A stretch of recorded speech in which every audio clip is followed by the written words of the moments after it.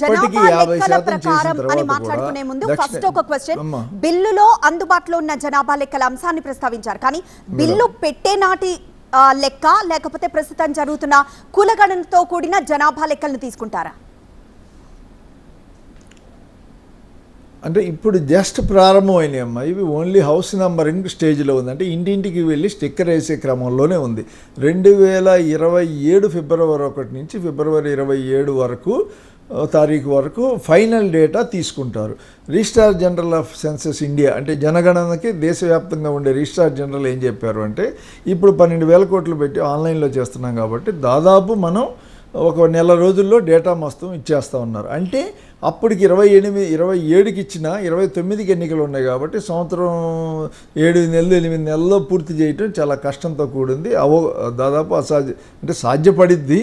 ఒక కమిషన్లో ఒక మెంబర్ కాకుండా 4 మెంబర్లు పెట్టి కమిషన్ విస్తృత స్థాయిలో పెంచినప్పుడు అది చేయకుండా ఇప్పుడు బిల్లు పెడుతున్నారు కాబట్టి మహిళా బిల్లు కాకుండా ఇది ఇప్పటికే ఇమీడియట్గా డీలిమిటేషన్ యాక్ట్ కూడా పెట్టారు ఇప్పుడు.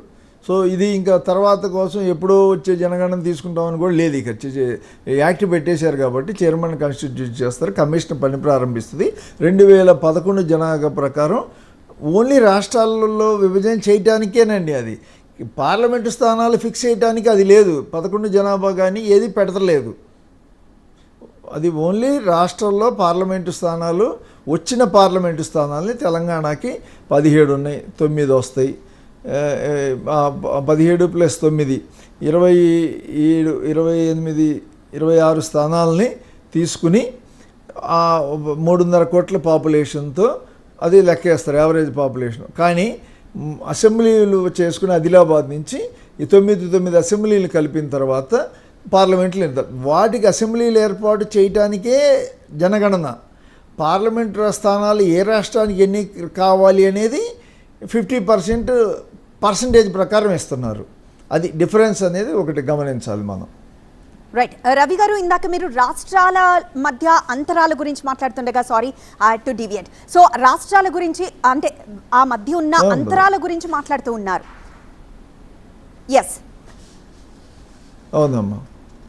అంటే ఇప్పుడు మనకి 543 స్థానాల్లో దక్షిణాదిన ఉన్న 130 స్థానాలు తీసేసిన తర్వాత మనకి 410 గ్యాప్ 10 స్థానాలు ఉత్తరాదికి దక్షిణాదికి, అంటే దక్షిణాది రెస్ట్ ఆఫ్ ఇండియాకి.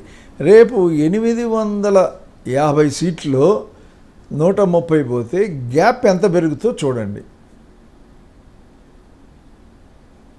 అంటే 400ది 600 చిల్లర అవుతుంది. ఇప్పుడు పార్లమెంటరీ ప్రజాస్వామ్యం మంది. పార్లమెంటరీ ప్రజాస్వామ్యం అంటే ఒక ఓటు ఎవరికి ఎక్కువ వస్తే పడిన ఓటుల్లో ఎవరికి వస్తే వాళ్ళే నెగ్గుతారు. అలాగే పార్లమెంట్లో ప్రభుత్వాలు ఏర్పాటు చేసేటప్పుడు కూడా ఆ పార్లమెంట్లో ఆ రోజుకు హాజరు ప్రకారం ఎవరికి ఎన్ని ఓట్లు వస్తే వాళ్ళే. అంటే ఇక్కడ నంబర్, ఈ నెంబర్ అనేది మనం గతంలో కూడా చూసాం, ఇప్పుడు చూస్తున్నాం. అంటే 80 వరకు అప్రహితంగా కాంగ్రెస్ పార్టీ పరిపాలించింది. 77లో ఇందిరాగాంధీ ఎమర్జెన్సీ దరిమిల దేశంలో జనతా పార్టీ ఉవ్వెత్తున వచ్చి వాళ్ళకి పూర్తి స్థాయిలో మెజారిటీ వచ్చింది. 80లో ఇందిరాగాంధీకి వచ్చింది, 89లో రాజీవ్ గాంధీకి వచ్చింది. 89 నుంచి ఈ యొక్క సంకీర్ణ ప్రభుత్వాల శకం ప్రారంభమై నేటికి కొనసాగుతుంది. భవిష్యత్తులో కూడా కొనసాగే అవకాశాలు దేశంలో ఎక్కువ ఉన్నాయి. ఎందుకంటే ఉత్తరాదిన సమాజ్వాదీ పార్టీ నుంచి కేరళ కాంగ్రెస్ మణి దాకా చిన్న చితక ప్రాంతీయ పార్టీలు, జాతీయ పార్టీలోంచి విడిపోయిన పార్టీలు దాదాపు దేశంలో 40-45 క్రియాశీలంగా ఉన్నాయి.